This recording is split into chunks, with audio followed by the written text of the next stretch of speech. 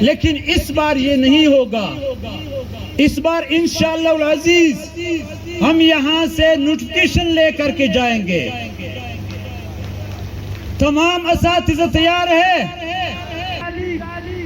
اور میں منسٹر تعلیم سے ایک بات پوچھنا چاہتا ہوں. اساتذہ آپ سے ملے تھے, آپ نے آپ اس اپنی بات پہ عمل درآمد کیوں نہیں کرتے؟ بیانی کی ہے تو آ جاؤ, آج ہی اسٹیج پہ بولو کہ میں نے غلط بیان ہو. جیسے منسٹر صاحب آپ نے خود کہا کہ ایک تنظیم آ کر میرے پاس بیٹھ گیا کہ آپ نام لو اس تنظیم کا, جو ہمارے جونیئر اساتذہ کا دشمن ہے, وہ ہمارے معاشرے کا دشمن ہے, وہ ہمارے معاشیت کا دشمن ہے, وہ ہمارے نسل کا دشمن ہے.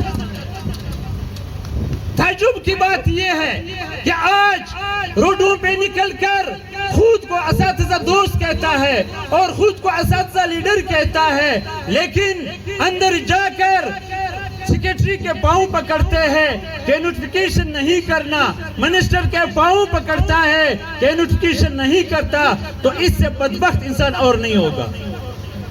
اور انشاءاللہ ہم اساتذہ اپنا حق لے کر رہیں گے, ہم چھوڑنے والے نہیں ہیں. آج جو ہمارا لائے عمل ہے, ہم جس نظم و ضبط سے, ہم جس پر امن طریقے سے, نہ ہم شہر کو ڈسٹرب کرتے ہیں, نہ ہم نے عوام کو تکلیف دیا ہے, نہ ہم نے گورنمنٹ کو تکلیف دیا ہے, نہ ہم نے انتظامیہ کو تکلیف دیا ہے. لیکن ہماری وہ مرحلہ بھی آنے والی ہے کہ پھر انتظامیہ بھی تک جائے گی اور شہری بھی تک جائیں گے.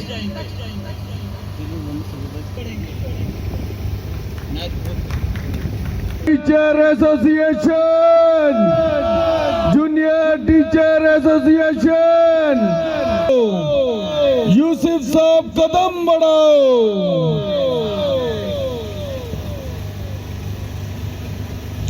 اور میں گورنمنٹ کو یہ بھی بتانا چاہتا ہوں کہ آپ اپنے حقوق لینے کے لیے اساتذہ کو ریڈ زون کی طرف چھوڑنے نہیں دیتے ہو.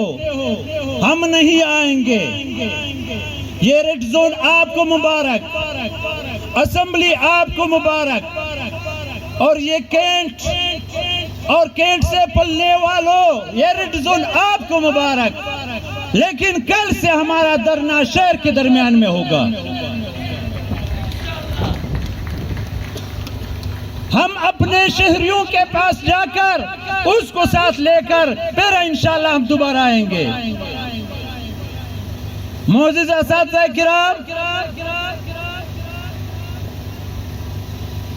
یہاں پہ وقت لینا نہیں چاہتا ہوں, دل میں بہت کچھ ہے, لیکن یہاں پہ دکانداروں کو بھی تکلیف ہے, شہریوں کو بھی تکلیف ہے.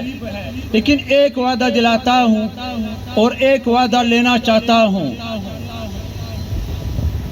انشاءاللہ میں اپنے حقوق کے لیے نکلا ہوں اور لے کر رہوں گا. دھرنا ہوگا, دھرنا ہوگا. وآخر دعوانا ان الحمدللہ رب العالمین.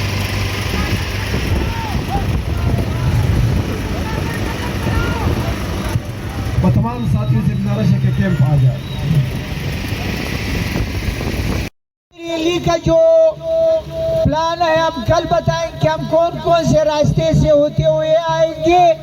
کل جو ہے ٹھیک 2 بجے ریلی نکلے گی. ابھی تمام ساتھی کیمپ آ جائیں.